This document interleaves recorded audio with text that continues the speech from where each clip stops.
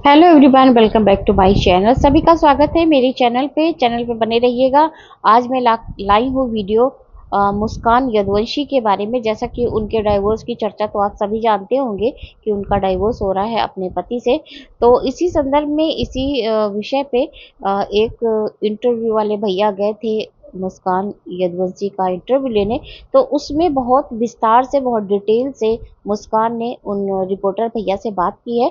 तो चलिए सब बात की चर्चा करेंगे आगे ही, लेकिन आपसे रिक्वेस्ट है वीडियो को लाइक कर दीजिएगा, वीडियो पसंद आएगा तो। और चैनल पर न्यू आए हैं तो आपका मोस्ट वेलकम है। चैनल को सब्सक्राइब करके बेल आइकन जरूर हिट कीजिएगा, क्योंकि अभी आप कर दीजिए लाइक और सब्सक्राइब, क्योंकि आगे बढ़ते बढ़ते आप लोग भूल जाते हैं ये करना। तो चलिए बढ़ते हैं इस वीडियो में आगे।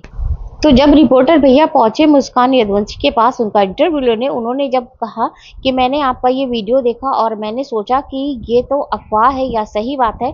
अगर मैं उस इंसान से मिलता हूँ जिसका कि ये मैटर है, तो सारी बातें, सच्चाई बाहर आएगी, असली बात क्या है। तो जैसे भैया पहुंचे तो उन्होंने इंटरव्यू मुस्कान का लिया। तो मुस्कान ने जवाब में ये कहा कि देखिए, ये केस जो भी होगा 27 को, जो आप सुन रहे हो कि ये डाइवोर्स होने वाला है, तो अभी ऐसी कोई चर्चा नहीं है। मेरी केस की तारीख 27 तारीख है, और उसमें जो भी फैसला होगा, जो भी बातें होंगी, वो सोशल मीडिया के माध्यम से आप सबको पता चलेंगी। हालांकि मेरा कोई ऐसा सोचना नहीं था कि मैं डाइवोर्स ही लेती या लूंगी। ये बातें मैं जब सोचती जब ये मेरे ऊपर पूरी डिपेंड होती। लेकिन केस तो किया है मेरे ससुराल वालों ने, वो चाहते हैं, जैसा कि ये मुस्कान बातें कह रही थी कि उसकी बातों से यही लग रहा था कि ससुराल वालों ने केस किया है, और ससुराल वाले जल्दी से जल्दी चाहते हैं कि इनका अलगाव हो जाए, डिवोर्स हो जाए, और वो किनारे रहे और ये इस किनारे रहे, इनका बेटा। तो मुस्कान का यही कहना था कि जब तक मैं नहीं चाहूंगी तो डिवोर्स नहीं हो सकता। और केस की तारीख पड़ी है तो हाँ, 27 तारीख केस की तारीख है। उसके बाद जो भी बातें होंगी, जो भी फैसला आएगा, उसको आपको पता चलेगा सोशल मीडिया के माध्यम से। तो मुस्कान की बातों से देखने से तो ऐसा ही लग रहा था कि जैसे मुस्कान बिल्कुल भी नहीं चाहती है, और उसके लिए आसान भी नहीं होगा ये डाइवोर्स होना। क्योंकि जिस तरह उसने जिस लड़के से प्यार किया, उसके साथ ज़िंदगी बिताने का सपना देखा, उससे शादी हुई। शादी के बाद कुछ दिनों तक सब कुछ ठीक भी चल रहा था। अचानक सडनली ये हुआ कि हालात ऐसे बिगड़े कि दोनों दोनों इस पार वो हो गया और इस पार मुस्कान हो गई। अब मुस्कान ये सोचती होगी कि अगर मैं इतनी बड़ी ज़िंदगी में ये फ़ैसला अगर ले लेती हूँ कि मुझे नहीं रहना उसके साथ, तो एक बच्चे को जो है उसके बाप का प्यार नहीं मिल पाएगा। ये सब जो उसके दिल में बातें चल रही होंगी, ये किसी के भी दिल में बातें हो सकती, क्योंकि ये बिल्कुल सही बात है, बिल्कुल फैक्ट है कि सच में सबसे ज़्यादा असर तो उस बच्चे का ही होगा, उस बच्चे पर ही होगा। कल को वो बच्चा बड़ा होगा तो उसके साथ 100 सवाल उसकी ज़िंदगी में होंगे कि क्यों तुम्हारी माँ ने तुम्हारे पापा को छोड़ दिया, या तुम्हारे पापा ने तुम्हारी माँ को क्यों छोड़ दिया। क्योंकि ये समाज ना किसी को नहीं बख्शता।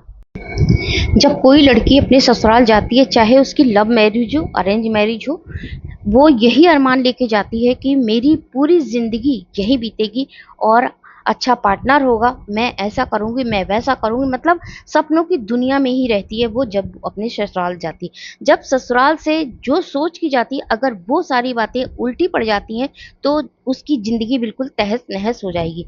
ऐसा ही कुछ मुस्कान ने भी सोचा था जब अक्षय से प्यार किया था और शादी भी हुई, सब कुछ उनके अनुसार चल रहा था। लेकिन ये जो समय है ना, ऐसा करवट लेता है कभी कभी अपने अपनी लाइफ में कि इंसान बिल्कुल समझ नहीं पाता, वो धैर्य खो देता है। वैसा ही कुछ हाल मुस्कान का भी है। अब मुस्कान तो पूरी तरह कोशिश यही कर रही है कि मैं डाइवोर्स नहीं लूंगी, उसकी बातों से तो बिल्कुल लग रहा था।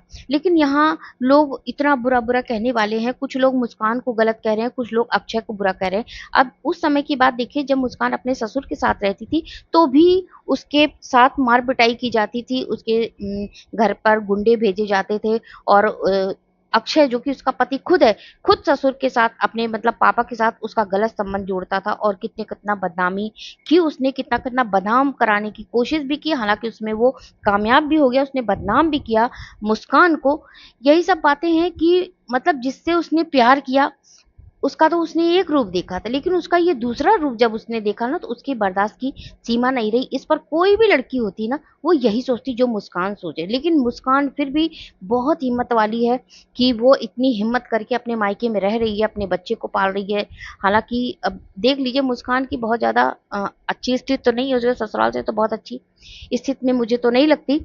वैसे आप बताइएगा कि उसकी क्या कंडीशन इस समय चल रही है। लेकिन जब कोई दुख दर्द अगर छुपा हुआ है, घाव जबा हुआ है, अगर उस पर कोई जबरदस्ती का मलहम लगाता है या नमक मिर्च छिड़कता है, तो जितना दिल में गुबार भरा होता है ना, जितनी भड़ास भरी होती है, वो सारी बाहर आ जाती। तो जो इंटरव्यू वाले लेने पहुंचे उसकी इंटरव्यू, तो रिपोर्टर भैया के सामने उसने अपने दिल की सारी भड़ास जो थी ना वो निकालना शुरू किया। कहते हैं ना, पति हमारा सबसे बड़ा रक्षक होता है और लड़की सिर्फ उसी के भरोसे अपना पूरा घर खानदान छोड़कर जाती है उस लड़के के यहाँ, और उसके रिश्ते एक्सेप्ट करते हैं। पिता की जगह ससुर मिलते हैं, भाई की जगह देवर मिलता है, बड़े भाई की जगह जेठ मिलते हैं, और पति तो एक सपोर्टर रहता है। लेकिन जब खुद ही रक्षक भक्षक बन जाए, जब मुस्कान ने इंटरव्यू में ये बात कबूली कि उसको बदनाम करने वाला उसका ही पति अक्षय था, अगर उसका जो ससुर था उसके साथ अगर इसने संबंध जोड़ा तो उसका पति ही अक्षय था। अब ये बताइए कि जब पति ही इस तरह की बातें उड़ाता है, पति ही इस तरह की अपनी पत्नी को बदनाम करता है, वो भी अपने पिता के साथ, उसको ये शर्म नहीं आई कि कम से कम तुम पत्नी के प्रति अगर तुम्हारे दिल में नफरत है तो पिता ने तुम्हारा क्या बिगाड़ा था? तुमने अपने पिता को इस उम्र में इतना बड़ा तकलीफ दिया कि उनको अपनी बहू के साथ जोड़ के उनका रिश्ता बदनाम करने की कोशिश की। ये अक्षय ने अच्छा नहीं किया। लेकिन मुस्कान आज भी रिश्ते को बनाए रखने की कोशिश में है और वो सोच रही कि मेरा ना सही, कम से कम इस बच्चे का उस बाप से साथ ना छूटे। तो मुस्कान तो बहुत कोशिश कर रही, लेकिन अब देखना है कि अक्षय इसमें कितना हाथ मिलाता है या उसके ससुराल वाले मुस्कान के उसको कितना सपोर्ट करते हैं। अब मुस्कान के दिल में जो बातें थी अक्षय के प्रति या अपने ससुर के प्रति या अपने ससुराल के प्रति, उसने तो कह दी इंटरव्यू में। लेकिन अगर कोई इतना समझदार है जैसे मुस्कान का इंटरव्यू लिया, तो कम से कम अक्षय की भी दिल की बातें अगर निकालनी है, उसके दिल में कौन सी भड़ास है या उसके दिल में कौन सी बातें हैं, तो उसका भी इंटरव्यू लेना बहुत जरूरी है। क्या वो जैसे मुस्कान सोचती है वो भी सोचता है? उसको भी है कुछ चिंता अपने बच्चे के बारे में? अपना तो छोड़ो, अपना मुस्कान का छोड़ो, लेकिन क्या उस बच्चे के बारे में वो है सीरियस? वो अपने बच्चे को अपने बाप का नाम देना चाहता है, नहीं देना चाहता? ये सारी बातें तो जब अगर अक्षय का इंटरव्यू लिया जाए, उससे बात की जाए, तभी पता चलती।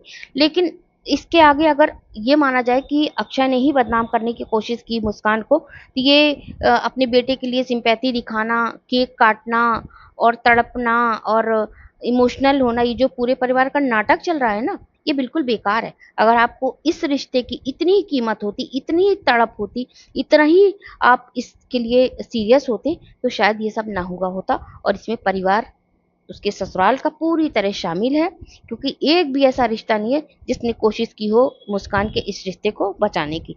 तो अब वीडियो को एंड करती हूँ, मिलते हैं अगले रिएक्शन वीडियो में। तब तक अपना ख्याल रखिएगा। Thanks for watching, take care and bye bye.